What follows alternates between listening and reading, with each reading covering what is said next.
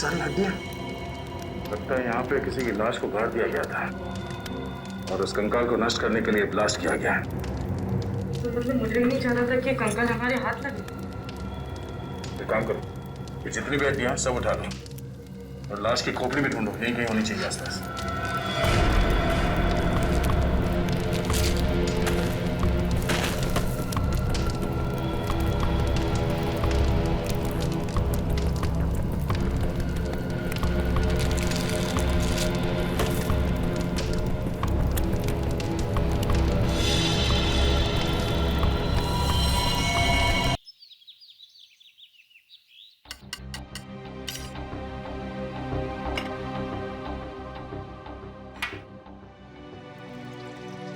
माँ जी, वो लोग इंतजार कर रहे हैं। आपके बेटे का गुस्सा तो बढ़ रहा होगा। तेजल, अरे और कितना टाइम लगाओगी तुम? कोई काम ठीक से नहीं होता है तुमसे। देखिए ना माँ जी, मेरे तो हाथ पांव फूल रहे हैं। तुम घबराओ मत, मैं हूं ना। तेजल, जैन, तुम 2 मिनट नहीं रुक सकते? पक रहा है ना खाना? इसे लेकर जाओ तुम। ठीक है, मैं सब्जी लेकर आती हूँ। ला जाओ।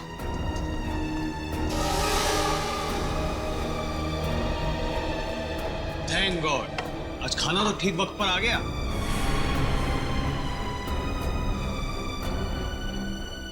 सेजल, तुम ना किसी काम की नहीं। पापा और मैं कब से भूखे बैठे, खाना तक ठीक से नहीं बनता। जैन, क्या हमेशा उसे डांटते रहते हो? सीख जाएगी धीरे धीरे। माँ, आप ही ने ना इसको अपने सर पर चढ़ा कर रखा है। मेरी लाडली बहू, मेरी लाडली बहू।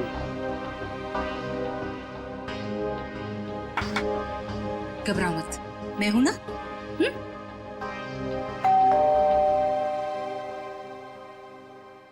अरे यार, अब ये खाने के वक्त पर कौन आ गया? हाँ सर, ये आपका पार्सल आया है। पार्सल? जी हाँ पर भेजा किसने? सर, एक तो आपने पड़ा हुआ पार्सल लेके आया हूँ और ऊपर से मुझसे ही सवाल कर रहे हैं। तो हमने अभी तक किसी को एड्रेस नहीं दिया, तो पार्सल कैसे आ गया? अरे भाई, 4 दिन हुए हमें यहाँ पर आए हुए, पार्सल कैसे आ सकता है? अरे बेटा, पार्सल पे नाम किसका है वो तो देखो। अरे माँ, नाम ही तो सफाचट है। ये लीजिए अपना पार्सल। चाहे आप इसे रखिए, चाहे इसे फेंक दीजिए, आपकी मर्जी। और ये लीजिए, यहाँ पर साइन कर दीजिए। पापा, इसके अंदर तो कुछ अजीब सी चीज है।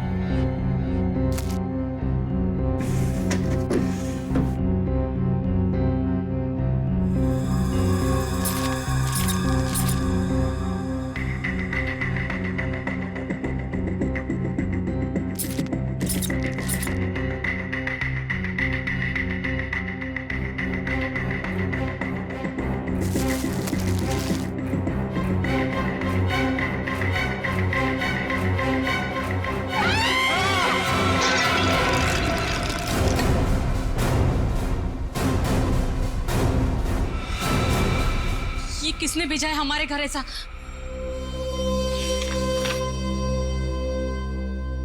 चिट्ठी? आपको ये चिट्ठी इसलिए लिख रही हूं कि आपको बता सकूं कि आप कितने बड़े जल्लाद हैं। आपको जला देना चाहिए, गोली मार देनी चाहिए और नरक में सड़ाना चाहिए। जो आप मुझसे करवा रहे हैं वो गलत है। मैंने कर जरूर दिया है और आपको इस चिट्ठी के साथ भेज रही हूं।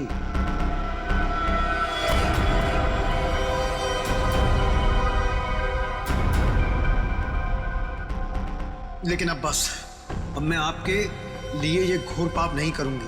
मैं कुछ नहीं करूंगी। अब उसे मारना है या नहीं आप देखो। मैं अपने गांव बरोलपुर वापस जा रही हूं और आपको कभी नहीं मिलूंगी। आप बहुत ही घटिया आदमी हो और मैं अब नहीं डरती आपसे। आपकी गायत्री?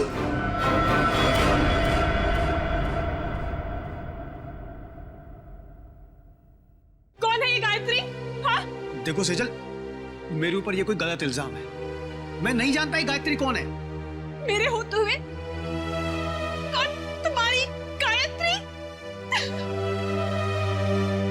और ये तोहफा दिया है तुम्हारी गायत्री ने तुम्हें? हाँ?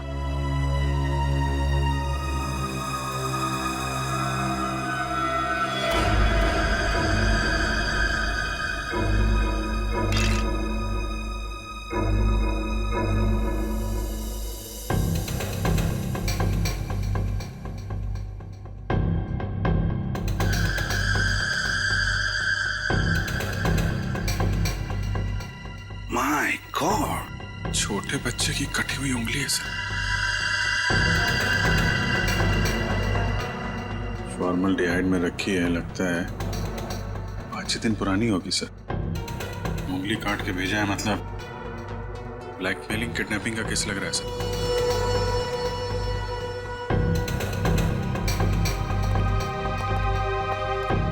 क्या आपके घर में, आपके परिवार में कोई छोटा बच्चा है? नहीं सर, हमारे यहाँ तो कोई बच्चा नहीं है और ना ही ये पार्सल हमारा हो सकता है। लेकिन आया तो तुम्हारे घर पर ही ना। अगर इसी एड्रेस पर आया तो और किसी का कैसे हो सकता है? हाँ? चिट्ठी कहाँ है वो? सब जिसके लिए लिखी गई थी उसके पास ही होगी। अरे यार, क्यों मुझे मरवाने पर तुले हुई हो? सर, चिट्ठी।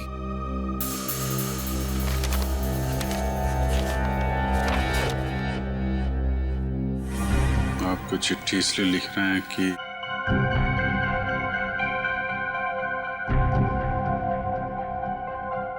बहुत ठीक घटिया आदमी हो, और मैं नहीं डरती आपसे। आपकी गायत्री। सर हमें नहीं पता ये चिट्ठी में ये लड़की क्या बात कर रही है, और हम गायत्री को नहीं जानते। सर, जिसे ये पार्सल मिलने वाला था उसका नाम तो लिखा था, मगर अब इसे पढ़ पाना बड़ा मुश्किल है। अच्छा, हाँ ठीक है, पता तो लगा ही लेंगे। लेकिन इस गायत्री ने एक छोटे बच्चे की उंगली काट कर यहां भेजी है आपके पास, और तुम लोग कह रहे हो कि तुम्हें कुछ पता नहीं ये गायत्री कौन है? तो क्या उसके सपने में आया या आप लोगों का एड्रेस? मैं आपसे कह रही थी ना, ये घर मत खरीदो मत खरीदो, देखा भी क्या हुआ। तो क्या आप लोगों ने ये घर खरीदा है? कब खरीदा? सर हम तो 4 दिन पहले ही यहाँ पर शिफ्ट हुए हैं। सर कहीं ये पार्सल पहले वाले के लिए तो नहीं? कौन रहता था यहाँ पे? मेरा नाम धनराज है। 30 लाख तो क्या, तुम्हारे इस निकम्मे बेकार पति को मैं 30 फूटी कौड़ियां भी दे दूं। अब पापा क्या क्या बोले जा रहे हो? आप सोच भी रहे हो? तुम इस घर के दामाद है, मेरे पति है। जैसे कि हीरा ढूंढ के लाई। एक तो मेरी मर्जी के बगैर शादी की, ऊपर से ये घर जवाई ला के बिठा दिया यहाँ पर। बस पापा, अब आप शांत हो जाइए, मत लेकिए इनके मुंह। वैसे भी आपका ब्लड प्रेशर बढ़ा हुआ है। और मोनिका, तुम दोनों भी जाओ यहां से। अब क्या हम अंदर आ सकते हैं? जी आप लोग? हम लोग सीआईडी से हैं। सीआईडी? जी हाँ। कहिए। आपका जो पुराना घर है जिसे आपने मिस्टर जयंत को भेजा है, वहां पे एक पार्सल आया है, उसके बारे में कुछ पूछताछ करनी है। हे भगवान, उंगली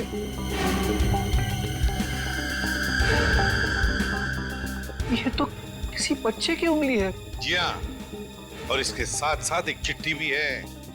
किसी गायत्री ने लिखी है चिट्ठी।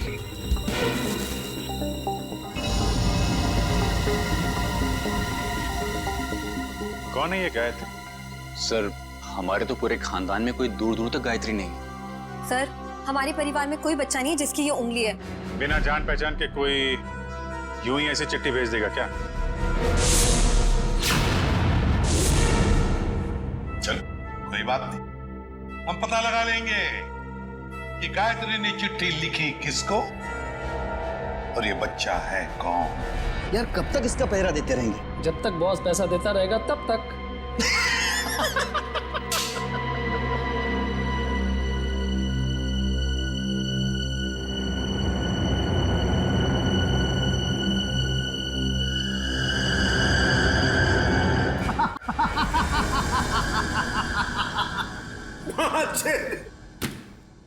कटी हुई उंगली देखकर सदमा लगा इसे।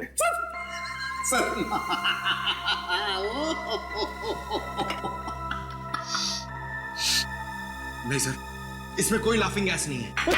Laughing gas?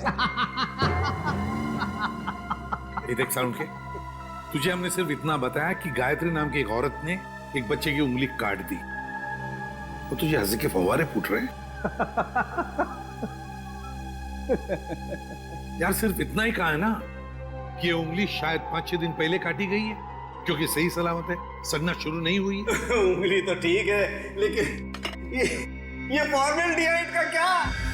फॉर्मेल्डिहाइड का क्या? हाँ क्या? ये देखो, रिपोर्ट पढ़ो फॉर्मेल्डिहाइड की। क्या? फॉर्मेल्डिहाइड सॉल्यूशन 6 साल पुराना है? 6 साल? पंकज क्या हुआ? लगता है फॉर्मल्डिहाइड पी गया इसे। सर, इसने अभी अभी कटी हुई उंगली का फॉर्मल्डिहाइड सूंघा है। सालूम के साहब ने सूंघा, सालूम के साहब गए। पंकज ने सूंघा, पंकज आया। अब तुम भी सूंघ लो। नहीं सर, मेरी वाइफ ने कहा है हंसना मना है। सालूम के साहब, हमें इतना बेवकूफ मत समझिए। ये फॉर्मल्डिहाइड भले 6 साल पुराना हो, मगर इसकी कटी हुई उंगली थोड़ी 6 साल पुरानी होगी। और नहीं तो क्या? और नहीं तो क्या?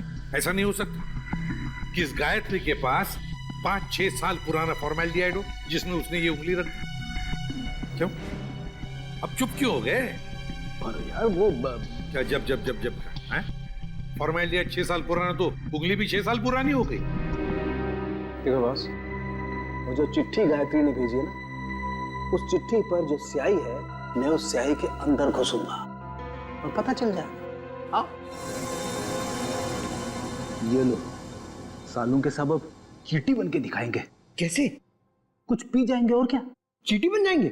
ओ, अगर चींटी नहीं बनेंगे तो इनके अंदर घुसेंगे कैसे, है ना? देखो चल, ये है क्रोमेटोग्राफ। लाइट वहां से निकलेगी और इस जाली पर पड़ेगी। ये खास किस्म की जाली। यहाँ पर लाइट का एक स्पेक्ट्रम बनेगा। लाइट हो जाएगी सतरंगी और इस फिल्टर पर पड़ेगी। ये खास किस्म का फिल्टर है जहाँ से सिर्फ एक खास किस्म की लाइट की रेज ही इस चिट्ठी पर पड़ेगी जो गायत्री ने लिखी, और वो लाइट इस चिट्ठी पर जो स्याही है, उस स्याही के अंदर घुस जाएगी। उस लाइट की वजह से इस स्याही के छोटे छोटे कण अचानक गर्म होना शुरू हो जाएंगे और उन कणों की उछल कूद यहाँ पर दिखाई देगी। और ये इस कंप्यूटर के साथ जुड़ा हुआ है। दरअसल एक कंप्यूटर हमें पढ़ के बताएगा कि ये स्याही कितनी पुरानी। सालुंकी, तेरा फिजिक्स का लेक्चर पूरा हुआ? हम कहानी शुरू करें? जरूर। ये देखो बॉस, ये लाइट उस जाली पर पड़ी और लाइट का स्पेक्ट्रम, और ये खास किस्म की लाइट घुसी इस चिट्ठी पर।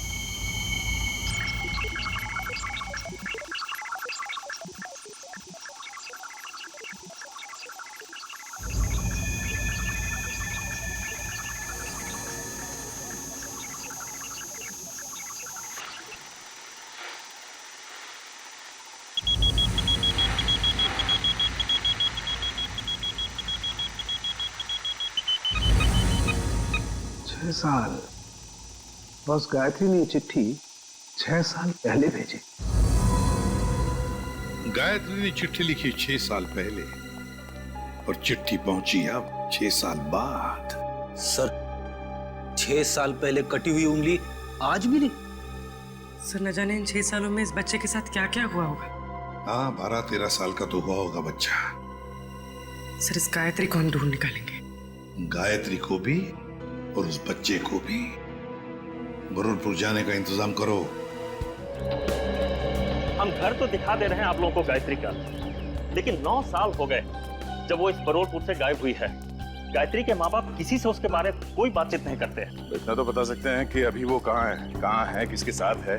मुश्किल है साहब, पति पत्नी दोनों पूरे गांव से कटे रहते हैं, किसी से कोई बातचीत नहीं। लेकिन ऐसा क्यों?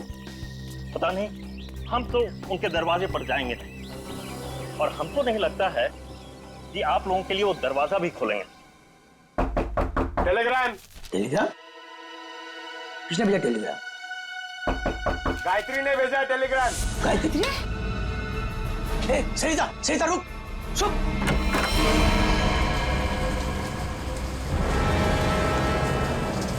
कौन है भैया आप लोग? हम लोग सीआईडी से। सीआईडी से? और आपकी बेटी गायत्री को ढूंढते ढूंढते मुंबई से यहाँ आए। मुंबई से? पर गायत्री तो मुंबई में ही है, वो आपको वहां नहीं मिली? उसके इस चिट्ठी के हिसाब से तो 6 साल पहले आपकी बेटी गायत्री को यहाँ बुरलपुर में 6 साल पहले आना चाहिए था। जब लेटर लिखा था तो आई क्यों नहीं अभी तक?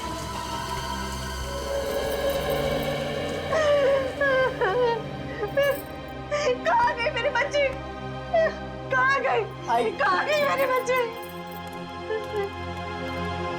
देखिए, आप लोगों को गायत्री के बारे में जो कुछ भी मालूम है हमें बताइए, हम उसे ढूंढ निकालेंगे। हो सकता है वो किसी परेशानी में हो। हाँ? वो मुंबई में कहाँ रहती थी? पता नहीं साहब, मेरी गायत्री 18 साल की थी तो भागे मुंबई चली गई। वो हम लोगों ने उसको उम्मीद ही छोड़ दी। अचानक एक दिन उसने फोन किया कि उसने वहां किसी के साथ शादी कर ली। पूरे गांव के सामने हमारी इज्जत को मिट्टी में मिला दिया। ये बात है कब की? करीब 7 साल पहले की। उसके बाद आप लोगों का उनसे कोई संपर्क नहीं हुआ? एक बार उसने फोन किया था, उसने बताया कि वो बहुत बड़ी मुसीबत में फंस गई है। पर साहब, हम यहाँ से क्या कर सकते हैं? कैसी मुसीबत? पता नहीं साहब, वो खुद फोन करके ये बोलती थी, पापा मैंने आगे की परेशानी मोल ले ली है। जिसके लिए उसने ये चिट्ठी लिखी थी उसी ने मुसीबत में डाल रखा होगा उसे। किस नंबर से फोन करती थी वो आप लोगों को? किसी दुकान से फोन आता था साहब, फिर अचानक फोन आना ही बंद हो गया मेरी बेटी का। तो आप लोगों ने पता करने की कोशिश नहीं की कि उसने फोन करना बंद क्यों किया? साहब, हमने कई बार वहाँ फोन किया और एक दिन दुकानदार ने बताया कि वो मैडम अब यहाँ पे नहीं आती, शायद वो मोहल्ला छोड़कर चली गई। तो आपने उसे ढूंढने की कोशिश नहीं की? नहीं मैडम। अच्छा, गायत्री के पति के बारे में कुछ पता है आपको? कोई पता नहीं साहब पति के बारे में। अच्छा, गायत्री का एक बेटा भी था ना? नहीं साहब, उसका कोई बच्चा नहीं था, वरना क्या वो अपनी माँ को नहीं बताती? ठीक है, आप हमें उस दुकान का नंबर दीजिए और गायत्री का फोटो भी हम पता कर लेंगे। ये क्या है, तेरे को बच्चे को तैयार करने में इतना समय लगता है? अरे आ रहा हूँ भाई, नए कपड़े पहना रहा हूँ। ठीक है, जल्दी आ। पता नहीं यार ये बॉस को भी क्या हो जाता है, हर महीने में एक नया कपड़ा पहनाकर उसका फोटो खींच के भेजने को कहते हैं। कमाल है। चल ना, ले तैयार हो गया। बेटा क्यों रो रहे थे? ये अंकल ने मुझे मारा। बेटा मत रो, अंकल को हम बाद में खूब मारेंगे। अब स्माइल दे, एक फोटो निकाल लेता हूं तेरा। सर पिछले 15 साल से हम धनराज के पड़ोसी थे। सर हम उसकी रग रग को जानते हैं। सर उसने जरूर कुछ गड़बड़ किया होगा, तभी तो अपना घर वो कोड़ियों के भाव बेचकर भाग गया। तो ये कुमार जी मोहल्ले में पूरी बात बताते समय घबरा रहे थे तो इनको यहाँ ले आए। सर हम मोहल्ले में उनके बारे में कुछ बोल नहीं सकते थे क्योंकि बड़े खतरनाक लोग हैं सर, वो हम सबकी जान भी ले सकते थे। हाँ सर, उसका बदमाश दामाद सोहन और वो खुद बुढ़ा धनराज, अगर वो डस भी लेना सर तो कोई पानी ना मांगे। अच्छा, ऐसा क्या किया उन्होंने आपके परिवार के साथ? सर उनको समझना बहुत मुश्किल है, बहुत घटिया लोग हैं सर, एक नंबर के क्रिमिनल है सर। मेरी बेटी की हालत देखिए ना सर, धनराज के बेटे ने इसकी जिंदगी खराब कर दी। रणवीर ने? नहीं सर, हम रणवीर की बात नहीं कर रहे हैं, उसका छोटा बेटा अमन की बात कर रहे हैं सर। एक मिनट। उनके घर में हमने एक ही बेटा देखा, रणवीर। लेकिन धनराज का दूसरा बेटा अमन है, ये तो हमें किसी ने नहीं बताया। सर उन्होंने भी आपको सच नहीं बताया, भगोड़ा है अमन। सर उससे मेरी शादी होने वाली थी और सगाई के दिन ही वो मुझे छोड़कर भाग गया, पता नहीं कहाँ चला गया था। ये धनराज और उसका परिवार तो काफी शातिर निकला सर। गायत्री का फोटो दिखाओ इन्हें। सर इसे कभी देखा उनके परिवार में? ये गायत्री? नहीं, कभी नहीं देखा। अच्छा, कोई बच्चा भी था उनके परिवार में? नहीं सर, कभी कोई बच्चा नहीं देखा। अभिजीत, ये अमन वाली बात मुझे गड़बड़ लगती है। क्या सामन के बारे में और कुछ बता सकती हो तुम? हाँ सर, अमन और उसके पापा की बिल्कुल नहीं बनती थी, इसीलिए वो एक गोरेगांव के रेस्टोरेंट में काम करता था, फिर पता नहीं अचानक कहाँ गायब हो गया। अभिजीत, तो गोरेगांव में जाकर पता लगाओ किस होटल में ये अमन काम करता था। ये तो बहन जी हैं। बहन जी? हाँ साहब, सीधी सादी सी थी, हमेशा दुखी दुखी रहती थी, तो मैं इन्हें बहन जी कहता था। करीब 5-6 साल हुए हैं, अब मेरी दुकान पे नहीं आती हैं। आप बता सकते हैं कि वो इतना दुखी क्यों रहते थे? मैडम मुझे नहीं मालूम, ये तो उनके पति ही बता सकते हैं। आप उनके पति को जानते थे? नहीं साहब, उनके पति को तो कभी देखा नहीं, लेकिन अक्सर हर दूसरे दिन बहन जी मेरी दुकान पर अकेली ही आती थी। यहाँ से अपने गांव फोन करती थी, अपनी जरूरत का सामान लेती थी और चली जाती थी। उसके साथ कोई बच्चा भी आता था 5-6 साल का? नहीं साहब, मैंने कभी कोई बच्चा नहीं देखा इनके साथ। अच्छा, ये बहन जी रहती कहाँ पर थी? साहब, अगर मुझे इनके घर का पता मालूम होता तो मैं अपने उधार के 2500 रुपए वसूल नहीं कर लेता इनसे। सर, अगर ये गायत्री हर दूसरे दिन यहाँ फोन करने आती थी तो इसका मतलब तो यही है ना कि कहीं आसपास ही रहती होगी। इतनी वाहियात फिल्म थी ना कि मैं तो पूरी पिक्चर में ही सोता रहा। अरे क्या बात है? तो और क्या, इतनी बकवास? अरे एकदम बकवास। अरे भाई साहब सुनो, आप करना जरा ये फोटो देखिए, आप लोग इस औरत को पहचानते हैं? भाई साहब, आप किसी और से जाके पूछ लीजिए ना, आप देख नहीं रहे हम लोग बातचीत कर रहे हैं। अरे भाई साहब, 1 मिनट फोटो देख लोगे तो क्या जाएगा आपका? क्यों भाई, जबरदस्ती है बताना। अब जबरदस्ती समझो या फिर मजबूरी, जरा ये फोटो देख के पहचानिए। हम लोग सीआईडी से। जी हाँ, सीआईडी से। अब देखिए और बताइए। ये औरत, ये तो वही है ना सर, इसकी वजह से मेरे को बहुत मार पड़ी है सर। मैं इसके बारे में आपको कुछ भी नहीं बता सकता। मैं तो जा रहा हूँ भाई, मैं जा रहा हूँ। अरे सुनो भाई साहब। अरे नहीं भाई, अरे रुको। अरे नहीं। गायत्री को आप लोग ढूंढ रहे हैं। मगर इसमें हंसने वाली कौन सी बात है? अरे मैडम, गायत्री के बारे में हर आदमी कुछ ना कुछ नई बात बताएगा आपको। मतलब? अरे साहब, उसको समझना बहुत मुश्किल था। गुंडे उसकी देखभाल करते थे, और तो और साहब, उसको कोई आंख उठाकर नहीं देख सकता था, न ही उससे बात कर सकता था। वो रहती कहाँ थी? अभी तो कोई उसके घर में नहीं रहता, पिछले 6 साल से खाली पड़ा है। पता नहीं वो लोग कहाँ चले गए। कोई नहीं, हम देख लेंगे। ये बताओ कि उसका घर कहाँ है? वो रहा गायत्री का घर।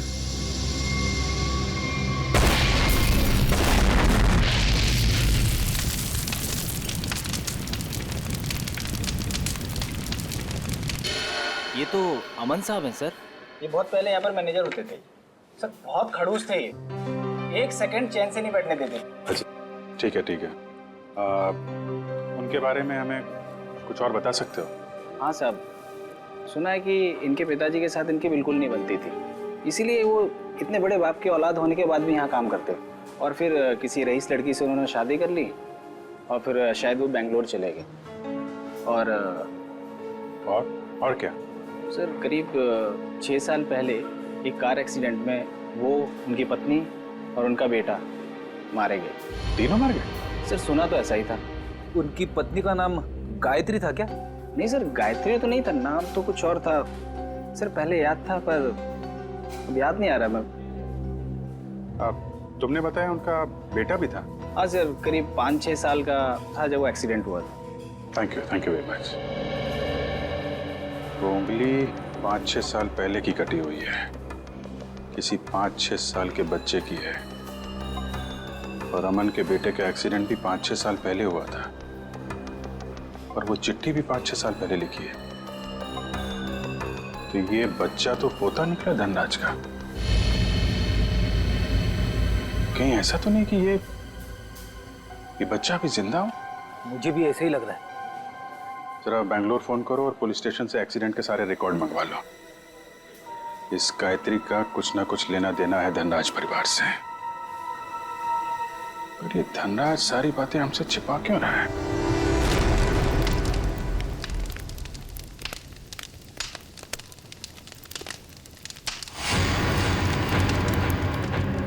क्या टाइमिंग थे? हम लोग यहाँ गायत्री के घर पहुंचने ही वाले थे कि किसी ने यहाँ पे बॉम्ब ब्लास्ट कर दिया। सर, ये ठंडे बस्ते में पड़ा हुआ मामला नहीं लगता है, लगता है बच्चा अभी भी जिंदा है और ये मुझे हम पे नजर रखे हुए था। इसीलिए उसे पता लग गया कि हम गायत्री के बारे में पूछताछ कर रहे हैं। हाँ, मगर ऐसी क्या चीज थी यहाँ जो मुजरिम चाहता था कि हमारे हाथ न लगे? ये घर सालों से बंद पड़ा है, गायत्री यहाँ पे रहती भी नहीं है, फिर ये धमाका करने की क्या जरूरत थी? जरा देखो आसपास, देखो कोई सुराग मिलता है क्या?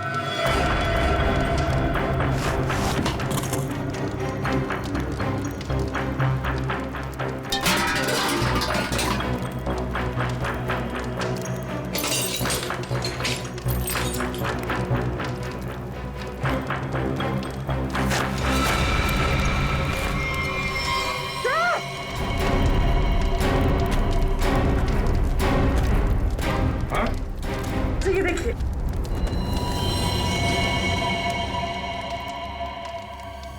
किसी की हड्डियां हैं, सीमेंट और ईंट के टुकड़े पे चिपकी हुई है।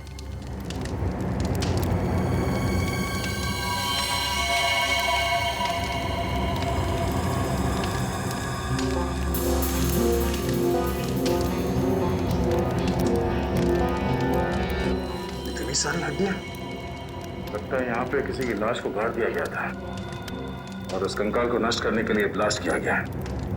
तो मतलब मुझे नहीं चाहता था कि कंकाल हमारे हाथ लगे। एक काम करो, ये जितनी भी हड्डियां सब उठा लो और लाश की खोपड़ी भी ढूंढो, यहीं कहीं होनी चाहिए आसपास।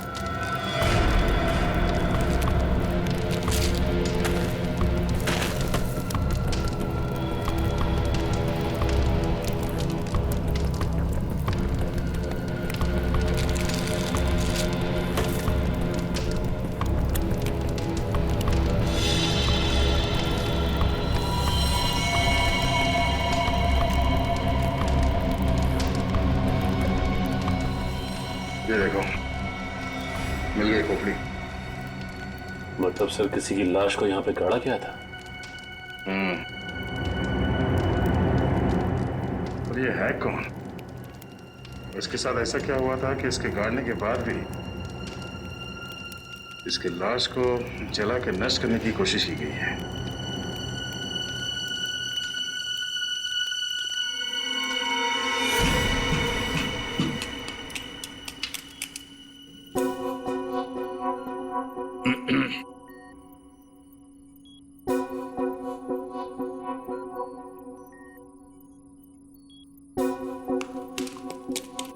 सालुंखे, तू एक ही हड्डी निकालते रहे ना, हम यहाँ खड़े खड़े भजन करते हैं। हाँ? बॉस, आप वक्त से पहले आकर के खड़े हो गए मेरे सर पे। ये हड्डियां किसकी है बता? ये हड्डियां एक लड़की की है। सर, गायत्री के घर में लड़की की हड्डियां? कहीं कहीं ये हड्डियां गायत्री की तो नहीं? पता नहीं गायत्री की हैं या नहीं है, ये तो तभी पता चलेगा जब हम इस खोपड़ी पर चेहरा बना लेंगे। हाँ, वैसे एक बात बताऊं, ये हड्डियां किसी 30 साल की उम्र की औरत की हड्डियां हैं, क्योंकि इन हड्डियों की डेंसिटी ज्यादा बदली नहीं है और औरतों में 30 साल के बाद ही बदलाव आता है। तो फिर डॉक्टर सालुंखे, क्या हम इस खोपड़ी पर चेहरा बनाना शुरू करें? क्यों नहीं?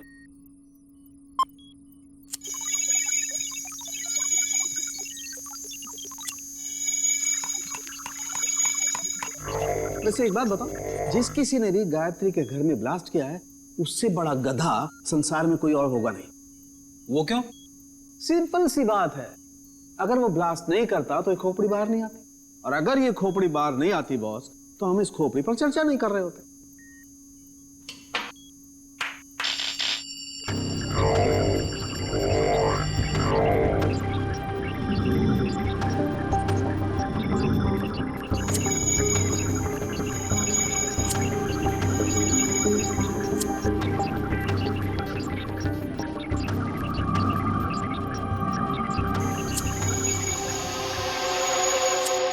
जैसे इसको थोड़ा वक्त लगेगा बॉस, कंप्यूटर को हर काम सोच समझ के करना पड़ता है, कहीं चेहरा गलत ना बन जाए।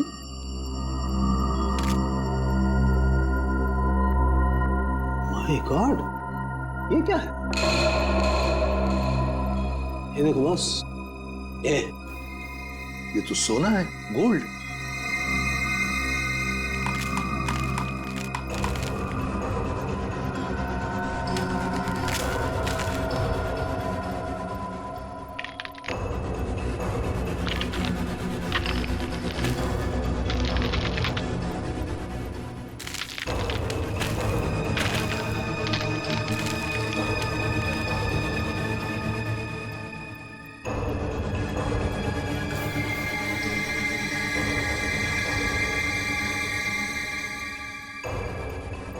ये देखो बॉस,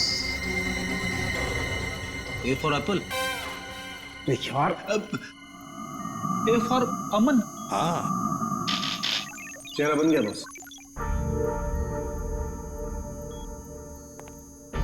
गायत्री, सर गायत्री के घर में घुस के किसी ने उसे मार दिया और उसे अपने घर में गाड़ दिया। और गायत्री ने उस बच्चे की उंगली काट कर भेज दी। और हुआ क्या उस बच्चे का?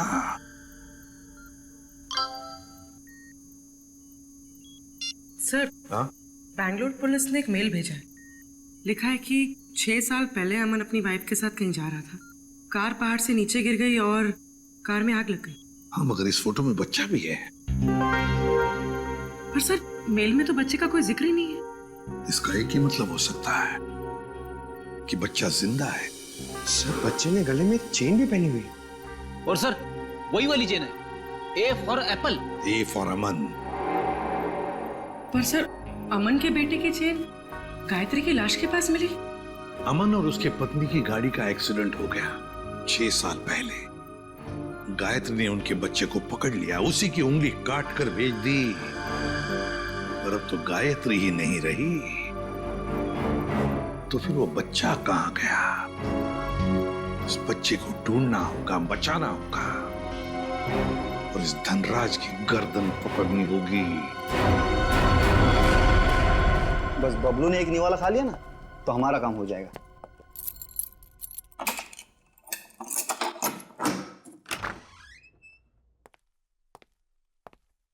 बबलू बेटा, ले बेटा खाना खा ले। ये मेरे लिए? हाँ मुन्ना, तेरे लिए ही है, ले खा ले।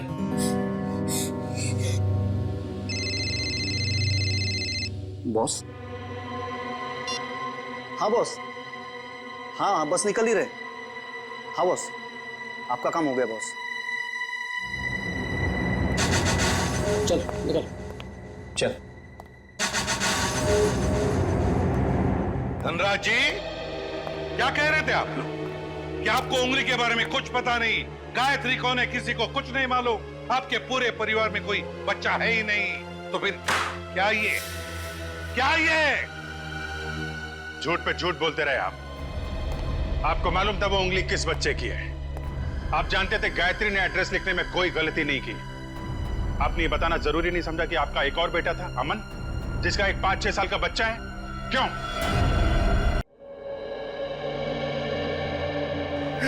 सर, जब मैंने उंगली देखी थी तो मुझे लगा था कि वो शायद पोते की हो सकती है। सर बचा लीजिए उसे, सर बचा लीजिए, सर प्लीज बचा लीजिए उसे। वो किसी की कैद में है पिछले 6 साल से। उसने कहा है कि जब तक मैं उसे पैसे देते रहूं तब तक वो उसे जिंदा रखेगा। सर, उसने मुझे धमकी दी है कि अगर मैं किसी को बताऊं तो अपने बबलू को मार देगा। पापा, अमन का बेटा जिंदा है और आपने हमें भी नहीं बताया। मैं नाराज था अमन से।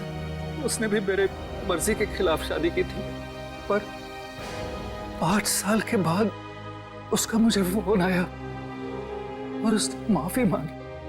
तो मैं किसी को भी ना बताए बेंगलोर चला गया। फिर पोते बबलू को गले लगाया, उनको घर वापस आने को कहकर मैं वापस आ गया। मुझे क्या पता था कि वहां से आते आते उनका एक्सीडेंट हो जाएगा। लेकिन बबलू उस एक्सीडेंट में बच गया, है ना? मुझे लगा था कि उन दोनों के साथ बबलू भी नहीं रहा, पर एक दिन किसी आदमी का मुझे फोन आया। उसने बबलू की आवाज मुझे फोन पर सुनवाई और कहा कि जब तक मैं उसे 10 लाख रुपया महीना देता रहूंगा तब तक बबलू जिंदा रहेगा। आपको ये कैसे लगता था कि उन्होंने बबलू को जिंदा रखा होगा? सर, वो हर महीने मुझे बबलू के फोटोग्राफ्स भेजता रहा सर। 1 मिनट, ये लीजिए सर।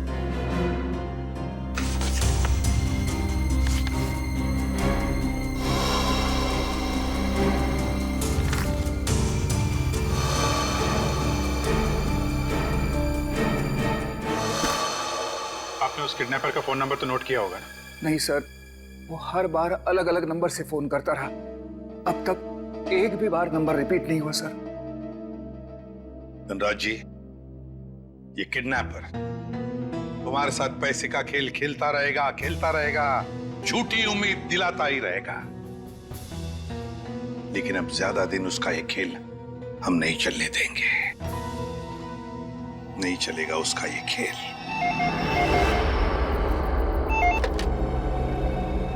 हेलो धनराज जी, मैं सोच रहा हूँ कि आपका पोता मैं लौटा दूं। ओह, तुम हो?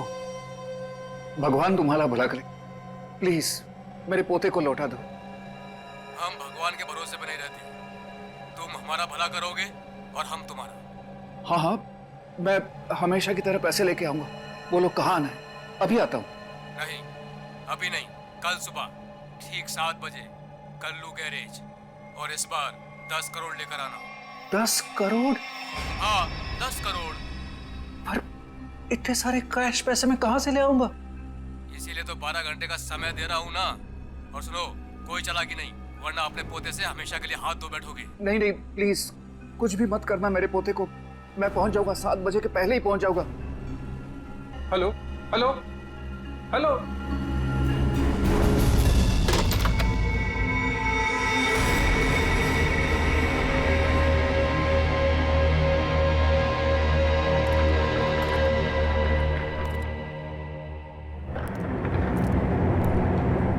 कल्लू गैरेज ही तो बोला था।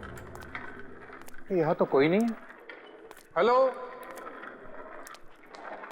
हेलो, कोई है? पापा। रणवीर, रणवीर तुम यहाँ क्यों आए? पापा, मैं आपको किडनैपर से अकेले मिलने कैसे आने देता? रणवीर, तुम्हें पता है उसने कहा था कि मैं अकेला ही यहाँ। अगर उसने तुम्हें देख लिया तो वो बबलू को कुछ भी कर सकता है। रणवीर, जाओ, भागो, तुम भागो।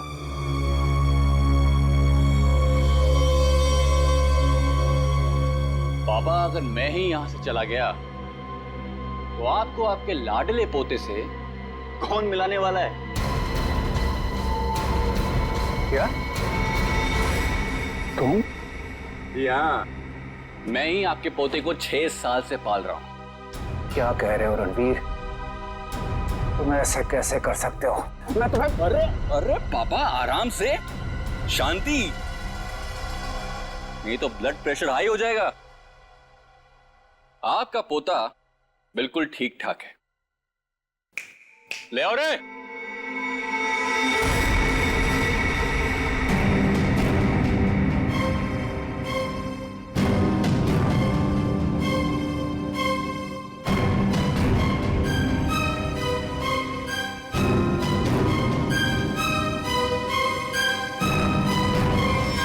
बबलू, दादाजी,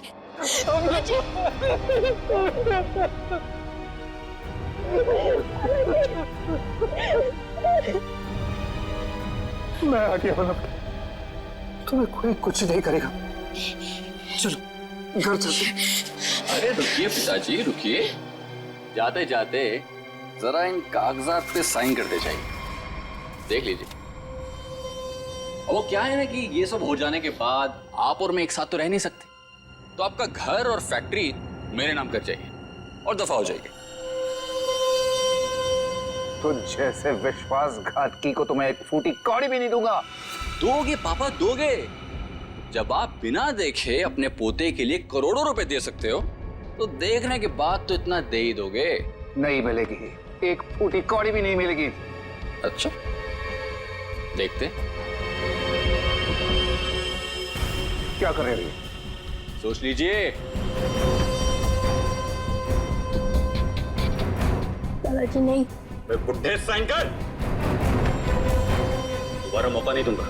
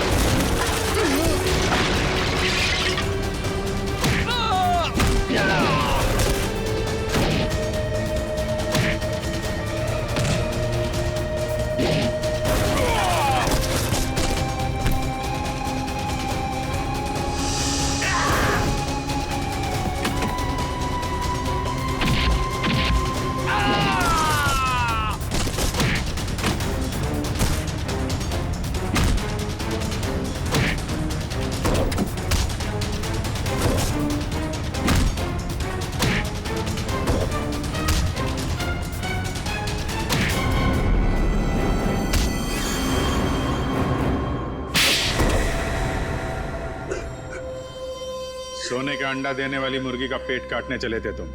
सारे अंडे एक साथ चाहिए थे, हैं? धनराज जी को फोन करके यहाँ बुलाना तुम्हारी सबसे बड़ी गलती थी। गायत्री ने वो चिट्ठी इसी जल्लाद के लिए लिखी थी। इसने शादी की थी उससे। अब बता, क्यों किया तूने ये सब? कोई औलाद नहीं थी इनकी, तभी इन्होंने मुझे गोद लिया था। लेकिन फिर अमन के हो जाने के बाद मैं इन पर बोझ बन के रह गया था। रणवीर, मैंने तुम्हें कभी अमन से कम नहीं समझा बेटे। झूठ बोल रहे हो तुम। अमन ने इनकी मर्जी के बगैर शादी की थी और वो घर छोड़ के चला गया। तो मुझे लगा शायद अब मुझे मेरा हक मिल जाएगा, लेकिन नहीं, सुलह करके आ गया उसके साथ। इसलिए तुमने अमन को एक्सीडेंट में मरवा दिया? हाँ, लेकिन उस एक्सीडेंट में अमन का बेटा अंकित बच गया था। लेकिन मैंने सोचा कोई बात नहीं, इसी बच्चे के जरिए मैं इस पैसे के पुजारी से पैसा निकलवाता रहूंगा और एक दिन इनको कंगाल बना दूंगा। गायत्री तो तुम्हारी पत्नी थी, उसको क्यों मारा? सर, मुझे लगा वो अंकित को मेरे हिसाब से संभाल लेगी, लेकिन नहीं, उसे उस पर दया आने लगी। मेरे इतने दबाव देने के बाद ही उसने इसकी एक उंगली काटी थी और उसके बाद वो मुझे धमकाने लगी। कहती है कि अंकित को जल्दी से घर छोड़ दो वरना मेरा भांडा फोड़ देगी, मेरा, अपने पति का। इसलिए तुमने उसे भी मार के वहां घर में गाड़ दिया? हाँ, क्योंकि मैं नहीं चाहता कि मेरी तरफ आराम से आने वाले पैसों के बीच में कोई भी रुकावट बन जाए। रुकावट तो आनी ही थी रणवीर। जुर्म के रास्ते में रुकावट डालने और मुजरिम को उसके अंजाम तक पहुंचाने के लिए सीआईडी बनी है। 3-3 खून करने और बच्चे की किडनैपिंग के जुर्म में जेल की सलाखों के पीछे सड़ना होगा जब तक फांसी का ऑर्डर नहीं आता।